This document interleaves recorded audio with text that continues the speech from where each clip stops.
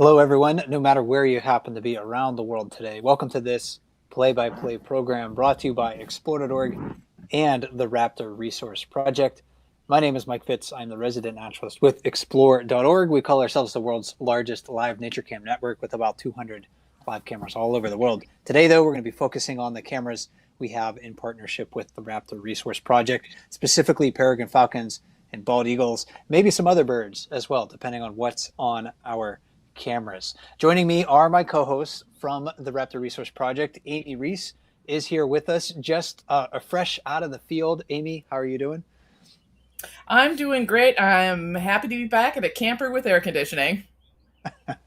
Yeah, you said it's a pretty warm day. It looks like the birds, too, these two eaglets that we're watching at have been open mouthed most of the day. So I think they're adjusting to the heat as well. And we're also joined by John Howell, the director of the Raptor Resource Project. John, how are you? I'm doing great. Just having fun watching and getting caught up with the Raptors here, mostly Falcons and Eagles.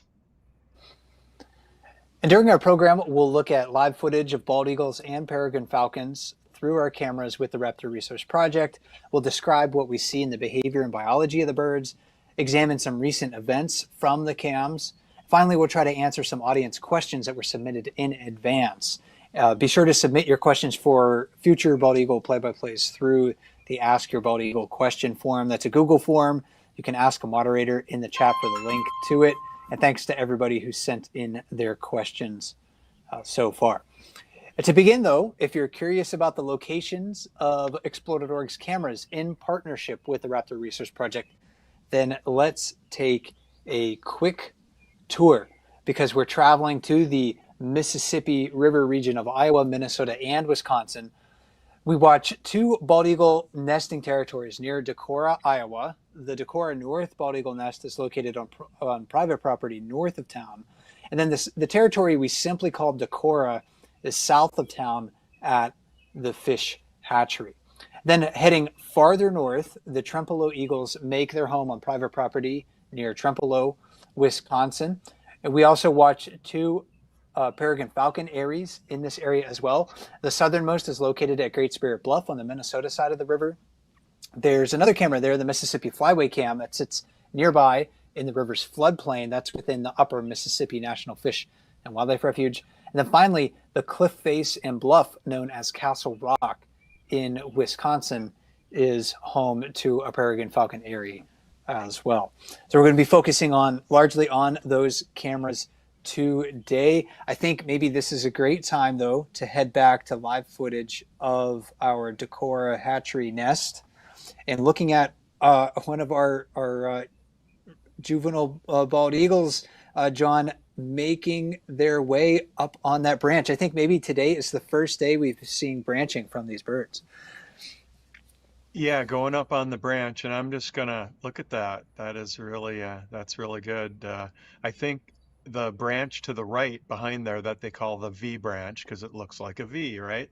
Uh, uh, the eaglet was up there, and I believe that that was DH3. So earlier today, DH3 was up on the branch in the background, and now is over to the left side. So I'm pretty sure that that's DH3, and DH3 would be the older eaglet of the two. But yeah, very, very good progress there. Coordination, moving around on the branches, keeping its balance, winger sizing as we saw, and flapping its wings and developing those core muscles for flight. So very neat to see. This is fun to watch. We saw it at least a couple of times earlier today. And Amy, this is such an important milestone for the birds because it's developing strength and coordination for their flight muscles, balance, and then also practicing getting back to the nest helps them with landing. And as I understand it, when juvenile eagles leave the nest for the first time, it's often a bit of a rough go for them. They don't always fly successfully. Oh, absolutely. Flying is instinctive, and they're taking the steps now we see that will help them be successful at it, right? So these are instinctive behaviors, but being proficient or good at it is learned. They have a lot, there's a lot that goes into a successful flight. In many ways, you could say like their entire life in the nest is sort of pointed at them leaving it and then surviving beyond it. So it's really fun to see these behaviors and also seeing them like confidently exploring. We always hope for like the beautiful classic fledge, they fly off and we're all like, oh, but it's not uncommon for them to land on the ground on their first flight, and they're usually fine. It's something that it's always nerve wracking, but remember they've trained in a sense for this, right? They're ready to go. This is something eagles have been doing for a very long time. So watch and enjoy, and we'll keep an eye out for them. Yeah, I think from our perspective, it's almost like, watching a child riding a bike without the training wheels for the first time. You're like, ooh, I'm a little nervous about this, but then they just go, and you're like, okay, they got it. But mistakes Yeah, can happen. 100%.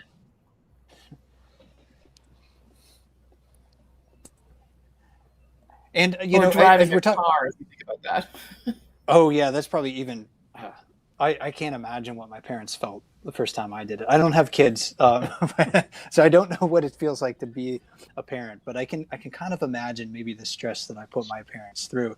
I wonder what the adult eagles are feeling in those situations. If there's, we can never really know what's in their mind if they ever feel a sense of satisfaction. But at some point, it's like they're working towards this success, and this is a milestone that's important to them, even maybe if they're not internalizing it mentally. Yeah, they've I mean, been yeah. very busy. Very busy. I got an update from yesterday.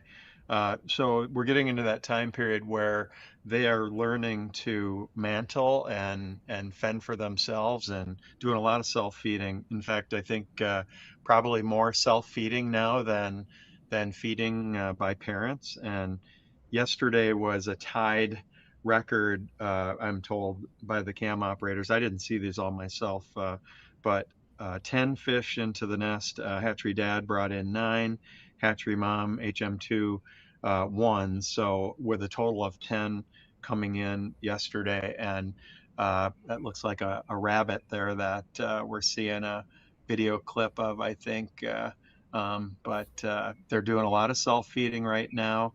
And that's obviously a needed skill for their survival when they're out in the wild. And eagles eat a lot of roadkill. They eat a lot of dead mammals and especially rabbits and squirrels and things like that that they find along roadsides and stuff. And that's obviously one of the main sources of them perishing, is being hit while they're eating roadkill on the road too. So, but eating dead animals and that they're basically learning those skills when a rabbit or some other mammal or fish is brought up into the nest.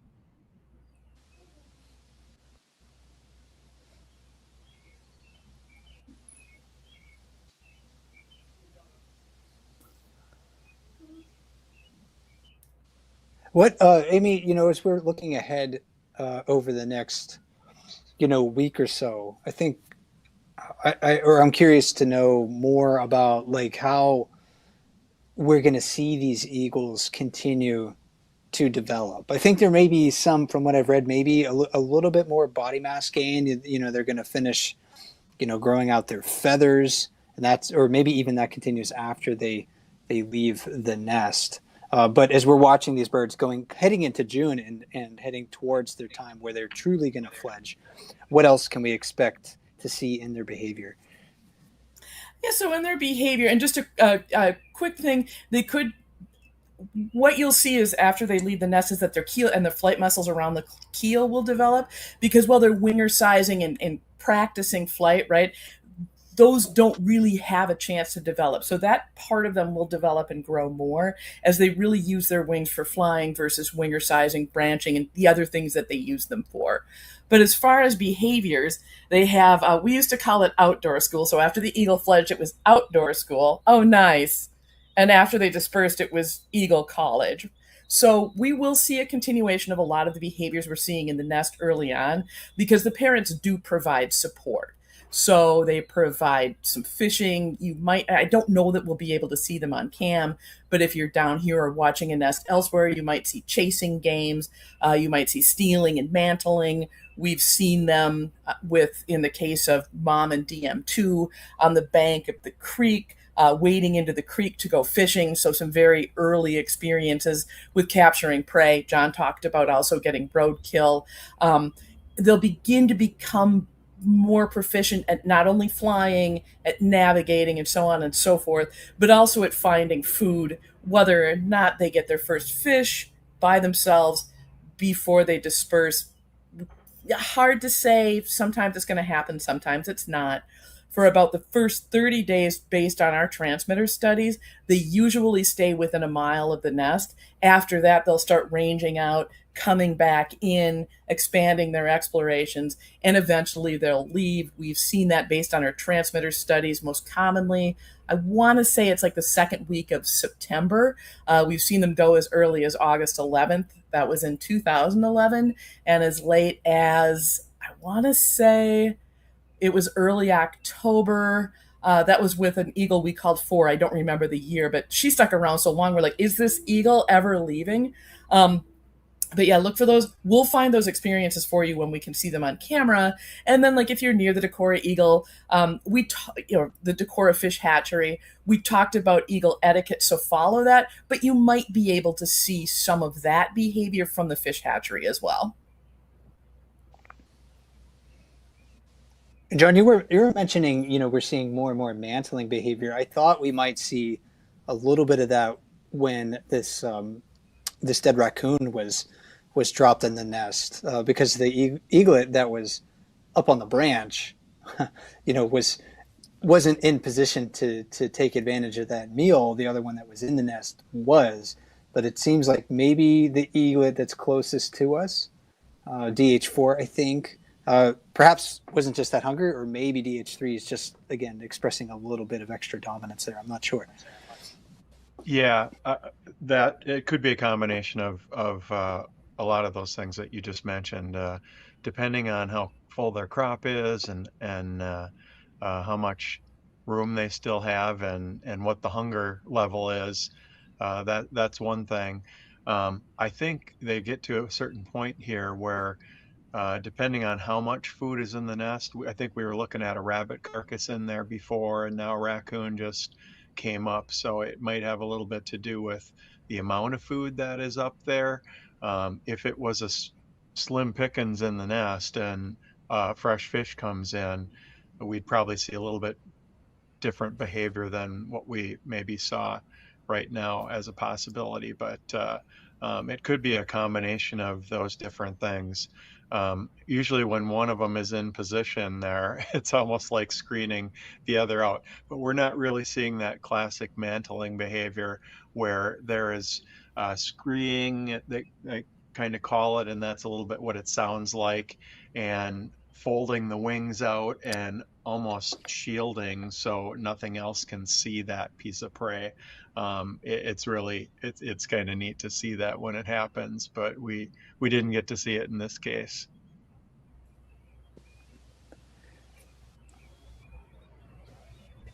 Amy, John was mentioning, that the behavior of the birds really kind of depends on how full they are, whether they have like a lot of food in their crop or in their stomach. And when these eaglets are younger, let's say they're just like 3 weeks old or something like that, they get, what has been nicknamed in sort of like Eagle Cam slang is cropzilla. Like they have just this big bulge in their crops, and it's so easy to see when they're only a few weeks old. But I'm wondering if that's something that we can still see now, or if they're just too well filled in the volume of food they can fill in their crop really isn't as big proportionally compared to the rest of their body.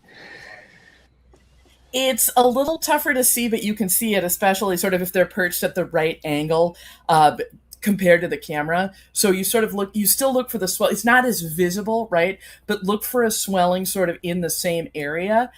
We've seen it. We've seen some actually pretty impressive crops on the adults, especially early in the breeding season when the male's bringing the female into condition, you'll sometimes see a crop where you're like, wow, how did you even fly with that? So you Hmm. will see it. It's just a little bit harder to see, and they sort of have to be facing in the right direction, and the light has to be right for you to be able to see it. Trying to see if we've got Yeah, one right in there now. now.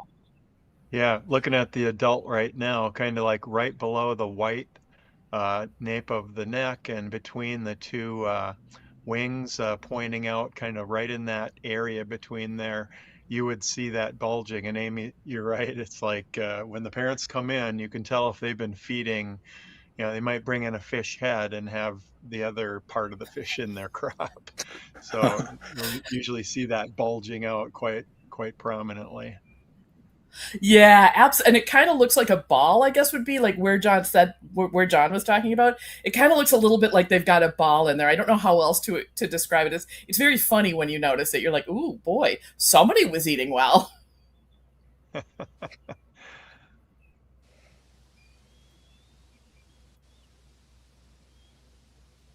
Look at that. I love to watch them watch each other. It's so much fun. Like, obviously, they imprint on their parents, but they also imprint on one another. And the sibling interactions are just always fun to look at, whether they're being, nice, as we would say to one another, or whether they're like, oh no, what you're eating is actually what I'm eating. It's just the sibling interactions are so much fun to see.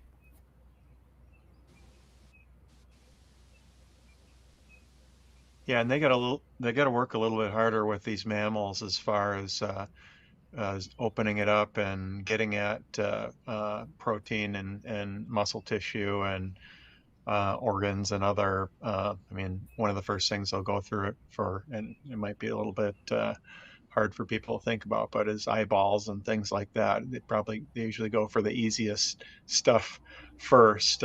But um, yeah, mammals can be a little bit different than fish as far as ease of getting at it and eating it and pulling that prey meat out for consumption. I suppose because you can't go in once they learn how to do it through the gill plate or the mouth, right? Like, there's not an obvious entry point. Yeah, and many of the size fish that are coming in, they're getting about to the point where, if there's a third of the tail and body left, it could be alley oop and all in, swallowing that down. No knives needed. And so, it's a little bit harder to do it that with a rabbit pelt and, some legs hanging off of there and most of the meat gone. So um, they probably picked these things over quite a bit. And so part of it is just discovery of, hey, what's here? Yeah, that's a good Yeah, point. that's I true. would imagine it's probably like a bit of a learning curve for them to figure out to how to consume different sources of food. It's different than a fish. Like a mammal, again, is very different than a fish, and how you're gonna pick it apart. Yeah, and the variety that's come in, I guess just some things that came in, chipmunks, I think a mink came in. We saw a rabbit, we see raccoon there. I think some parts have been brought in. I think I heard that there was a leg bone, possibly from a fawn or a deer that came into the nest. So each new food prey item that comes in, I guess. Maybe they have to taste and decide whether or not it's something that they're going to be interested in. Fish, they probably see that enough and they know that it's like, okay, here comes the fish. Well, I suppose each one is its own learning challenge too when you encounter it for the first time. Because, like you said, deer leg, and now I'm thinking, the North Nest wasn't active this year, but we tended to see a fair amount of fawn deer parts brought in during roughly this phase of nest life. Yeah, yeah, I think you're right. And, pheasant parts and turkey parts and uh, fawn deer and some unfortunate things too, like baby hawklets and things like that too. So I don't think the hawks that are nearby there get a pass this year, I think. Now, now I want to go out there and see if I'm seeing hawks. I won't do it, but I have to admit, I'd be real curious about that. But it's Yeah, interesting the way the prey brought into each nest reflects the biome around it.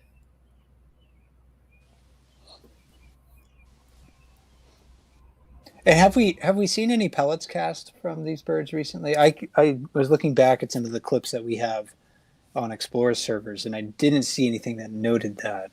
Um, but we're I was definitely curious if. past the yeah, we're definitely past the first pellets cast, and that was quite some time ago. I haven't noted or seen it recently, but I'm sure it's been happening.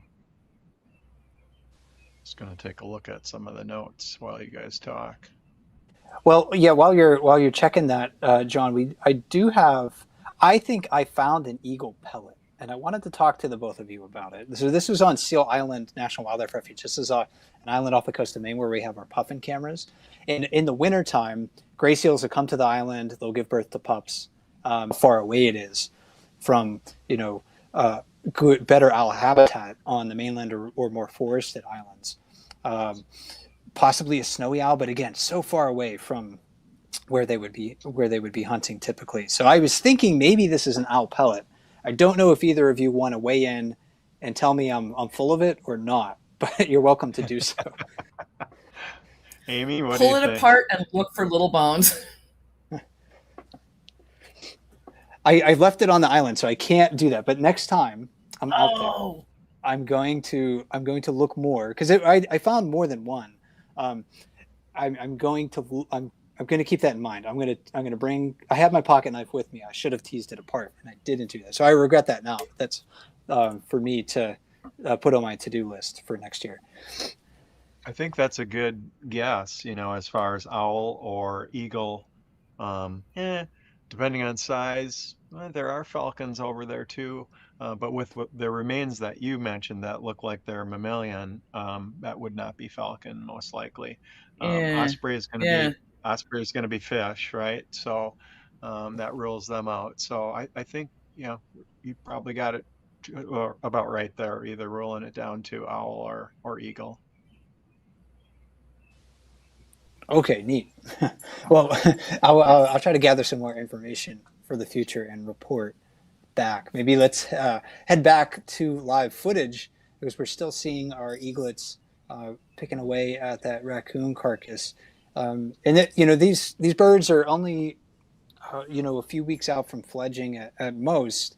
Uh, are we able to tell difference in body size yet, and maybe get an estimation on whether one is male or one is female, or they're both the same sex? I'm just looking right now after you mentioned that. Um, I have a feeling that I didn't ask that specific question to our cam operators, and our watchers probably have some opinions by now, I'm sure. I'm just looking at some of the characteristics and the eaglet on the left. I'm looking in where the back of the beak is under the eye. It almost looks like a possibility of a male there, but I'd have to study a little bit closer up image and try to figure that out. It's we've been finding this out with falcon banding, right, Amy? It's like if you have two of the same sex, it's harder to tell. You know, maybe sometimes it's easier when there's a difference, so you can see something. But if they're the same, sometimes it's hard to figure it out because you don't see those differences. Yeah, and then your brain exaggerates what differences there are. Males do also develop a little faster and get their feathers faster. So, there are also times you can say, like, well, I know this one is the older one, but the younger one is developing feathers faster and appears smaller.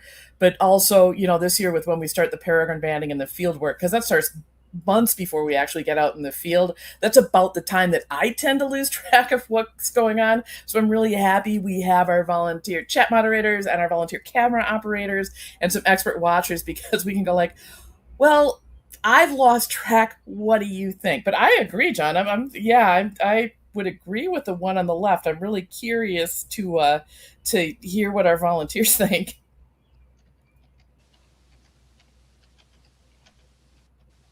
Well, if you want to I'm weigh in, asking right now. yeah, you can put a comment in the chats. I'm not monitoring the chats right now, but I'll look after the program and see if anybody has some strong opinions there. Because collectively, usually the audience is correct for a lot of things. We do have some other nests that eagle nests that people are curious about and have been wondering about updates. In fact, John, we can't watch the Decorah Walmart nest, but that's near the Upper Iowa River, and with Decorah Mom and Decorah Male number 2. But you sent in a video or shared this video with us of uh, these or of this nest. I can't remember what day this has been recorded, but can you give us just a quick update on that nest? Yeah, this would have been last Friday, Saturday. I'm trying to remember. I'm losing track of days, but either Friday or Saturday last week. And Mom and DM2, you're right, over on the upper Iowa River over there. So photographer had verified by photos that there were 3 eaglets in the nest this year. When I was there with Dave, we were capturing this basically uh, putting a little iPhone camera mount on a scope, digiscoping this, and we could see at least 2 eaglets there. We didn't see all 3 at the same time. They are definitely doing well. You can see self-feeding going on there right now in this video. But uh, basically, with D41, the only known eaglet that survived at that nest last year. This would be if there's 3: D42, D43, and D44, with Mom Decorah there and DM2. So DM2 being the male that's been with Mom, and only 2 of them. Dad Decorah, and then when Dad Decorah went missing in 2018, DM2 came in and took over. So those 44 eaglets being hatched through those 2 males and this 1 female eagle. We don't have close-up verification, ever since they moved. So probably for the last 5 years, is it, Amy? At least we don't have a verified technique to say this is Mom Decorah, but based on what we think and where they moved to, and knowing that that was where we were tracking her and DM2, we believe that that's still Mom and still DM2, but it, we really can't say with 100% surety that it's those 2. So that's just kind of the storyline that we're going on. John, I gotta say, that looks great. You told me about this footage, but I hadn't seen it yet. That looks fantastic. Yeah, and obviously we don't get audio, and we could get a little closer, to be honest with you, but we didn't have official legal access to go over to the riverbank. So we do stay on the city property and the trail, which we have access to, and this is with a 68 magnification spotting scope lens, which is about as big as you can get with a 100 millimeter opening, and then a little Celestron iPhone or phone holder that allows you to move it around and hit that sweet spot where the phone can actually see the output from the spotting scope. So it's good for everything but the audio. You just got to be quiet when you're taking the video. So we've done this before a couple times with portable, some of our best cameras, and haven't been back there this year yet, but we probably could get similar or maybe a little bit better video with an actual camera that we use in the nests, and just put it on a tripod, set up a blind, and uh, one thing that we really have to be careful in trying to do there is actually stopping wind, because when you're at this magnification, just a little bit of wind, you can see that shake there. That's from the breeze, and obviously the breeze is blowing pretty good. So probably targeting morning hours is going to be better as far as the stability and the shake. But iPhone, I know, and maybe some of the Android phones, it's got a pretty good image stabilization. So there's a lot more shaking that was happening there than we're seeing. But great to see what we believe is mom and DM2, and counting those numbers up with 3 more eaglets being produced from that nest over there. Well, I appreciate that update. And one of the other nests that people have been following, although we can't see what's going on very well on the cameras because the Trempealeau eagles moved their nest slightly out of view of the cameras this year. So we're looking at the nest that was used last year. But there's been some questions that have come in. People are just kind of looking for updates overall. But an audience question about this nest came in, or the eagles at this territory came in from Kelly Aaron earlier today. Kelly was wondering, is the Mr. T that we see today the same Mr. T from 2024 and 2025? I believe he is. However, some on the internet say he's not. He's not. So what are your thoughts? It's always get suspicious when there's when people are like, I saw something on the internet, even if you saw it here from Exploded.org, you should be a little skeptical. But I'm wondering if I couldn't find any recent footage of what people had been calling the male.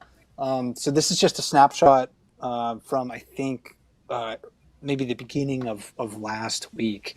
I'm wondering, John and Amy, if you have any insights that you could provide for Kelly.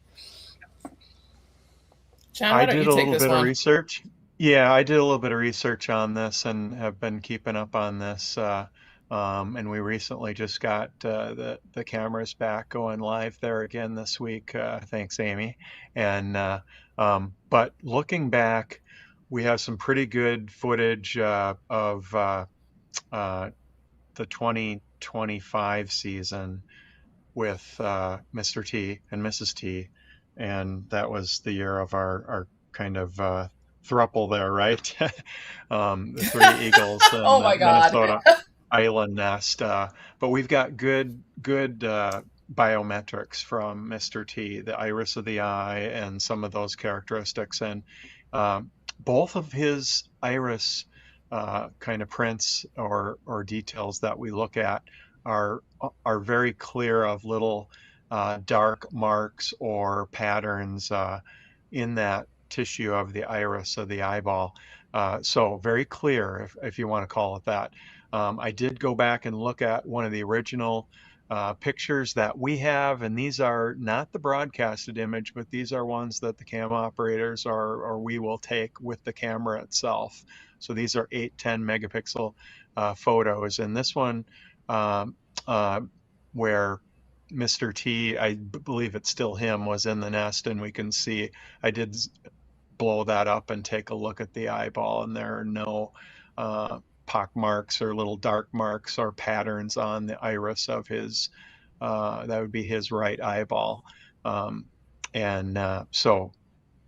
the other thing that we can go based on is just behaviors, and they're still roosting in the same spots. You saw that picture that was posted prior, and they're perching in the same spots over across the city road there, over in the neighbors' woods behind their house. So everything that we can see without actually getting some really good backup photos that are close-ups, the one that we have there that we just showed and their behavior indicates that we've got the same Mr. T. So we don't see anything that would lead us to believe that it's not the same eagle male at the Trempealeau nest.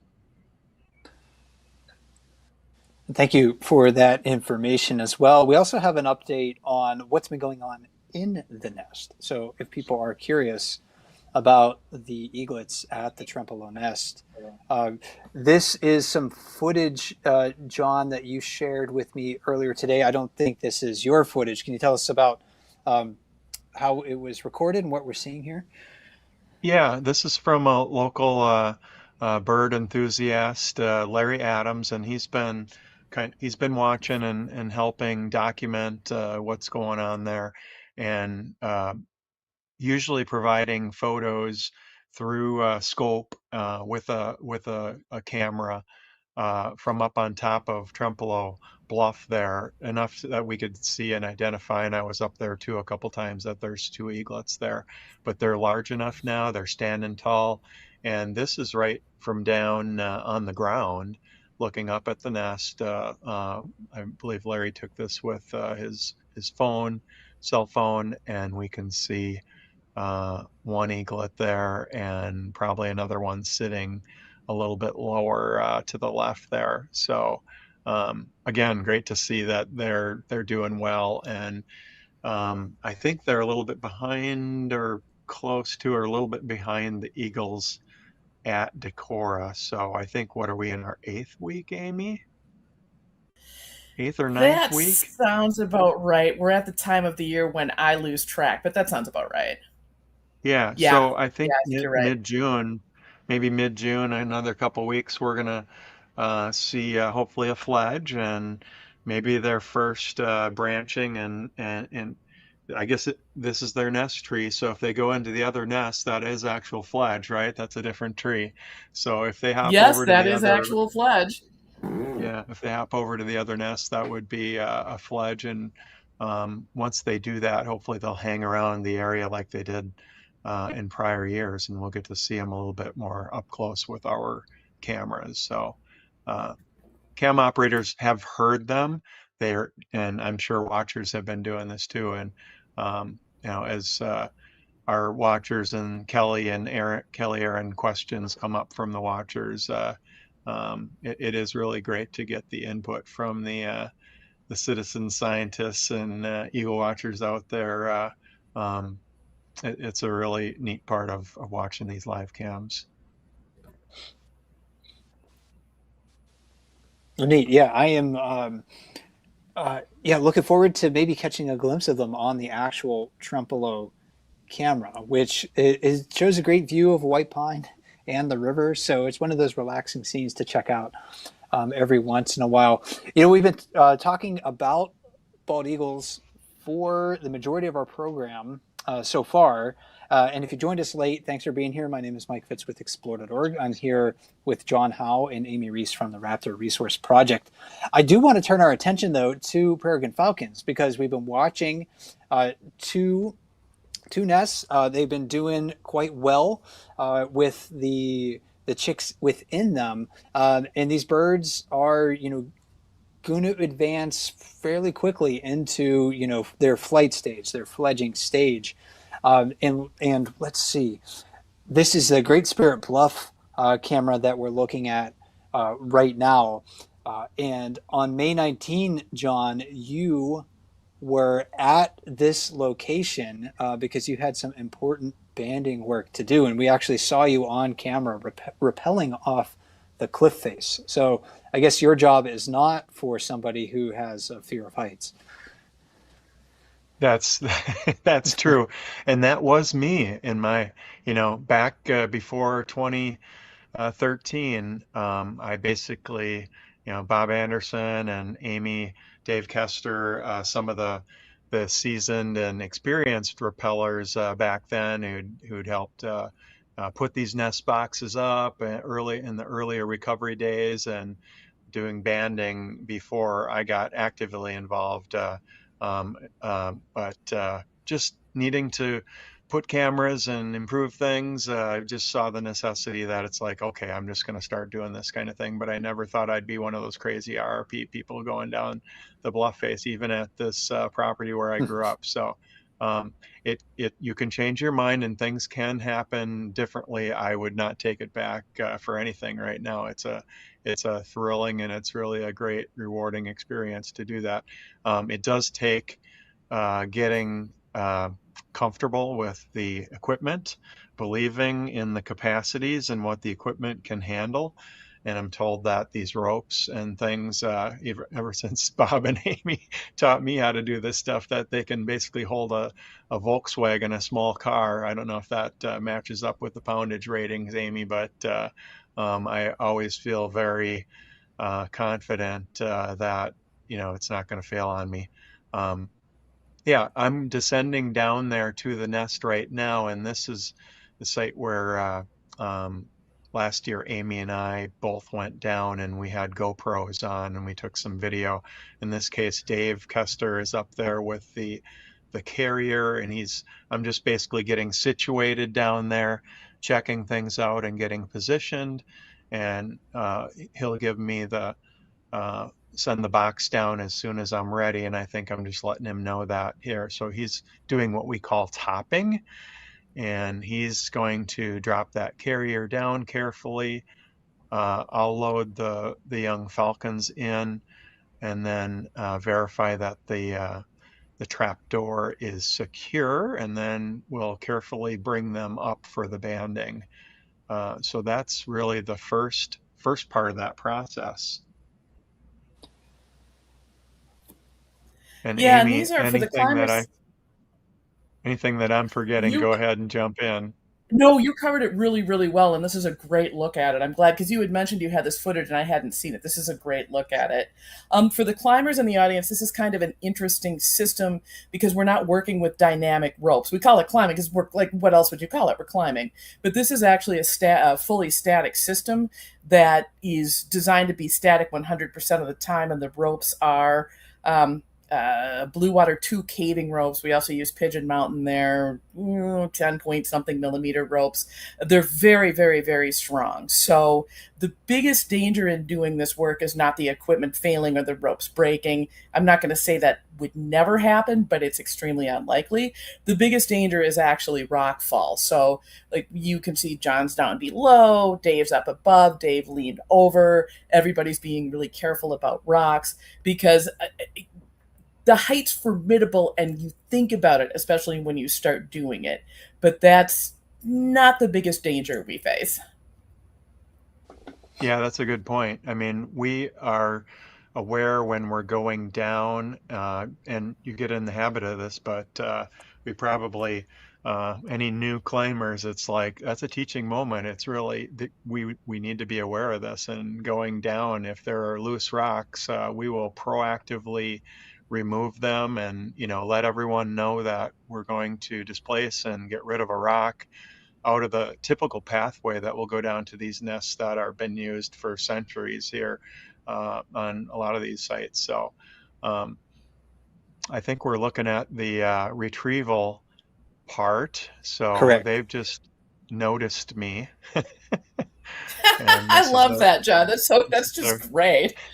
yeah, this is their first experience with anything other than a falcon or prey, and watching things. So um, I we left the audio and the video on for both cameras this year. I asked Dave, and he said, "Yeah, what the heck?" So sometimes we're just a little bit reluctant to put all that out there, and we'll record it and then release it after the fact, just in case something was to happen. And knock on wood, yeah, we've never lost a falcon, dropping it, or we've never had issues with that. So, we know how to handle them, we know how to retrieve them, and they are at the perfect age right now where it'd be very unlikely that they would try to move and get up and hop over that lip of that nest box.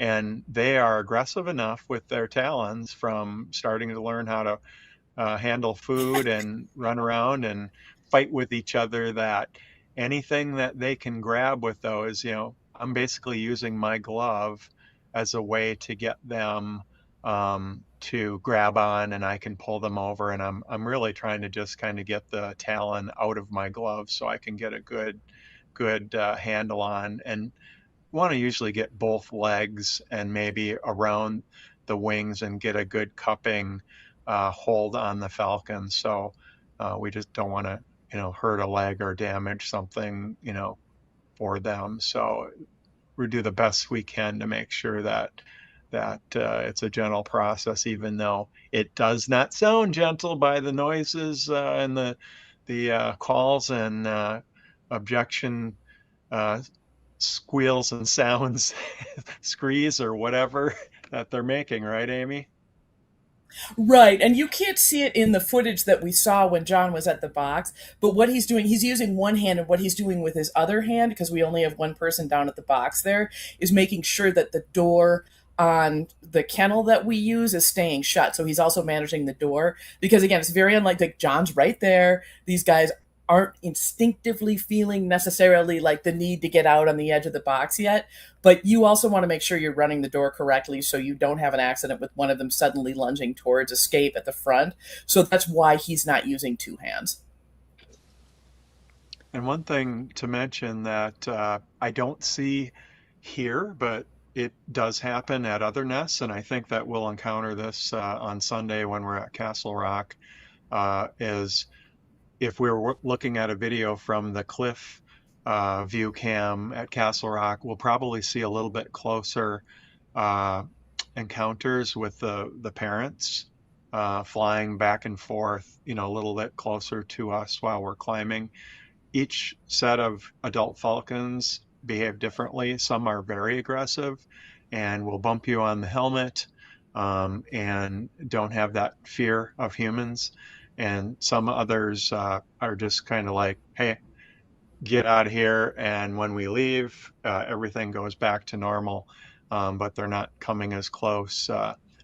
So, Amy, you've got a lot more experience with that than I do. But fortunately, in this case, these adults, 2 or 3 years earlier, when we had, I think it was Savannah, when she was a young falcon, I mean, she had my number, and it was like I was right up against the nest box there to the side, and she started coming down vertically at me, and she was not going to let me get out of there without her banging on me.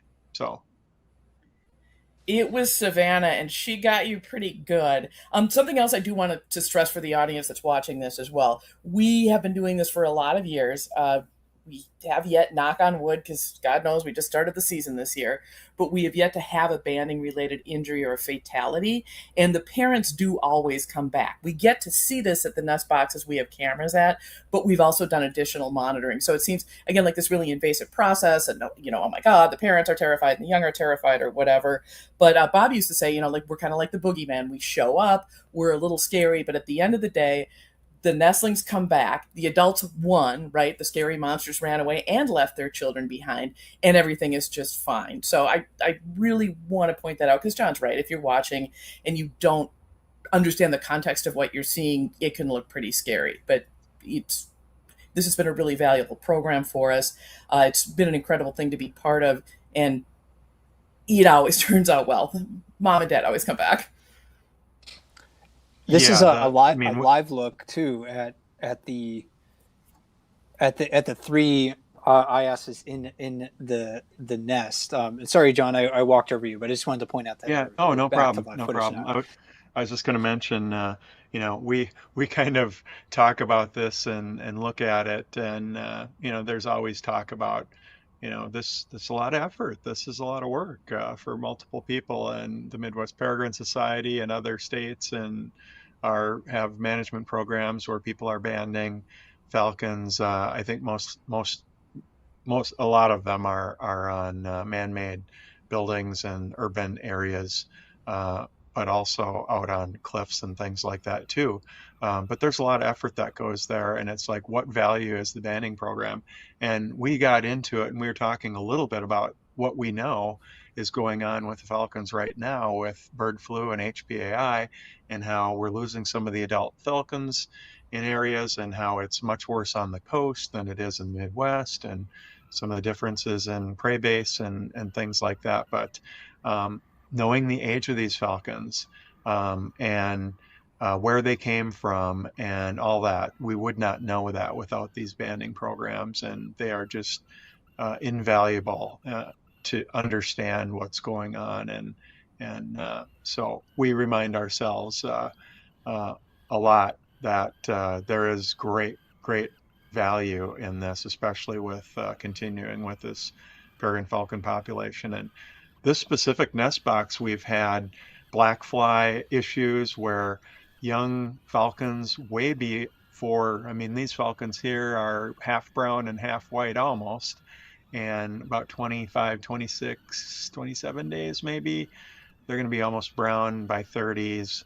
And but in the early days, we've had young, totally white ISs jump out of the nest box because of black flies or heat, and we've watched adults tend them until they could gain flight and air and then come up and kind of land on the rock face, like Batman, and like, hey, I'm up here now, what do I do? And then we've fostered some of these young that have fallen early. So we've really handled falcons in all different cases, even though we don't see much of that happening lately. But, the gathering and finding them down below, whether it's the parents or us making a decision to go down and do something like that, we've actually pulled them and fostered them, at other locations. And that part of falconry hasn't changed, how to make sure that the young survive. John, we had a bad feather lice, probably feather lice. Remember, we used to think they were hippobosids, and Rachel from Iowa DNR identified them as feather lice today at one of our sites. It's not on cam. It was disgusting. So imagine, like, you pick up this falcon, it's maybe looking a little off, so you're checking its wing pits. You open up its wing. The entire underwing is black with feces, and there are parasites, ectoparasites, running all over. So yeah, one of the things I like about this, and it's not the focus of it because wild birds face this stuff and they live or they die without us. But it is nice when we're out taking care of these boxes and we're out managing this population to be like, oh, well, we can treat this, and this young bird that probably wouldn't have survived otherwise now has a shot. But also disgusting. Yeah, that's definitely a really great feeling. I remember when that happened, we did that down at Red Wing Grain. Tiny Tim, we called him. Oh, I forgot about Tiny Tim. That's right. Did not look good at all. And I think the two older ones, they all had an infestation of the feather lice, and we treated them all, but he did well. And we had that one year where was it McIntosh? I can't remember, at GSB here at Great Spirit Bluff, where we had this one little falcon that it almost didn't have any feathers, and we treated it really young. Maybe that was Savannah's young. I can't remember. I'm thinking that was Chance because that was Chance. Just like, yep, you got it. Yeah, quite a year at that nest. And I don't think Chance would have made it unless we would have treated it for the parasites that it had. So that is a really rewarding experience to see that they live and go on to be the fastest animal on the earth, ruling the skies. Yeah, right on. Well, I learned a lot from that little discussion. Maybe in the future we should do maybe a deeper dive into some of the things that these nestlings face before they fledge, such as parasites, for instance. I do like creepy crawly things. Parasites, like everybody, they kind of make me uncomfortable, but because I don't want to be infested with them, and you see another animal infested with them, and you're like, oh, that's got to be bad. But I would like to learn more about that in the future. We have just a few minutes in the program, and I wanted to get some reactions from the both of you. We got a couple of clips. We'll stick with peregrine falcons first. So this is recorded from May 24. We got a glimpse of this, I think, just a few minutes ago in the program. But we have a clip of Great Spirit Bluff, and Elaine is at the nest. There's chicks that are self-feeding. And Elaine actually does something fairly interesting. And I wanted to see what the two of you thought of this, because she's like, I know you're eating over there, kid, but I kind of want to do it. I kind of want to feed you myself. From underneath its leg. Oh, right. That's cool.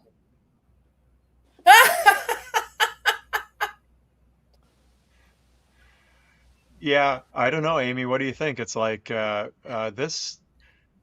Anytime an adult is feeding and they're at this age, it's like the one who gets up here first is going to get the food, but usually it's kind of distributed between all of them. And we were looking at a case of mantling, which was only being handled by one falcon. So maybe it's just by the nature of what the parent is doing, it's going to distribute that food better between all three than letting one of them self feed on the whole thing.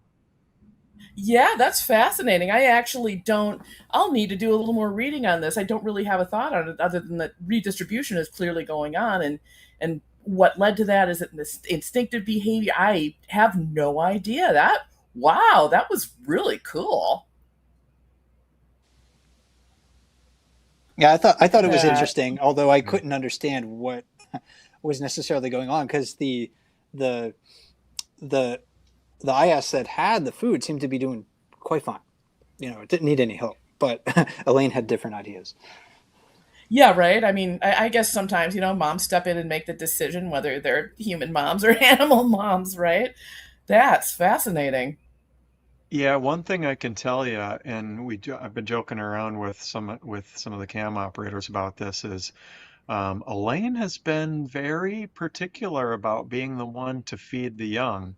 Um, I think up to the last point when we were talking, what was it, a week and a half ago, Mike? Um, Newman had only been shown to actually do one feeding up to that point. So she has been just exclusively, I'm the one who's feeding these young falcons, and we don't always see that. A lot of times it's more distributed between the male and the female, with the falcons too. Maybe that's a little bit more of just her nature. Yeah, that's interesting. I'll run some notes from Castle Rock and compare them with GSB based on the camera operator documented observations because that's a really good point. Now I'm intrigued. And one more thing that I wanted to show the both of you, you may have already seen this, but we'll go to a clip from the Decorah hatchery nest. This is from yesterday, about this time of the day, but there was a food delivery. We have both eaglets are getting food, but the one in the rear was getting fed by both parents. So a little bit of a different situation compared to what we were talking about at Great Spirit Bluff. But I thought this was fun to see because the eagle was like, okay, well, if you're both going to do it, then I'm gonna be happy to receive your meal. I love family feedings. They are among my favorite moments in an eagle nest. You see like so many wonderful examples of parental care, but the family feedings, and especially it's a little poignant here because we're getting sort of so close to the end of being able to watch them in the nest this way. This for me is just really like an oh, like heart eyes emoji moment. Like I love this. Thank you. Yeah, and it's great that we've got the eaglet in the foreground is self-feeding and just kind of like, okay, this is great, and the one in the back is getting dual feeding by both HM2 and HD. So we think about this too, and I think one reason that we like it so much is we've seen the years where food is scarce, or we've seen, something come up in there that's got a hook on it or a fishing line, or there's so many things that you can worry about that can happen. In fact, actually, it almost looked like there was something hanging from one. I know. Yeah, I'm like, that's not a really? hook. Is that what we're watching? I started talking about fish hooks. I was like, geez, is that a fish hook hanging there? But we've had plenty of worried nights and days with fish hooks and sinkers and lead poisoning, and with HM that we lost just recently, those high lead levels and things like that. It's just when things are going well and we're seeing them prosper and them healthy, I think for longtime watchers, knowing how bad it can get, it's just so much rewarding to see it when everything works out well. Oh, absolutely. Well, I wanted to, That Thank you yeah, so fish much. is a share. little that fish is a little bit easier for them to feed and eat, right? Quickly. Yeah, yeah, yeah. And like you said earlier, if there's just like a third of it left with the tail, they're just going to throw it back, and that's what we uh, saw there. Bottoms up. I wanted to, Yeah. yeah, I wanted to, share these at the end of the program. I thought you both would enjoy it, and we'll try to do this again. I do want to correct myself that this is from actually yesterday morning, 5:27 a.m., not p.m. So anyway, if anybody is curious about the exact time, that's what it is. But John, Amy, I want to thank you both for taking time out of your day to join us.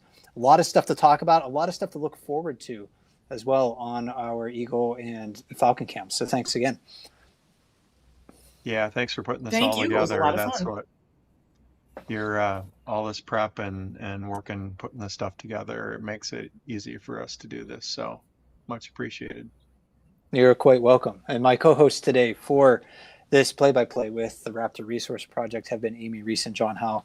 My name is Mike Fitz with explore.org. Be sure to tune in to watch the cameras at any time at explore.org. A lot of events and milestones ahead for these young birds. Have a great day, everybody, and we'll talk to you soon.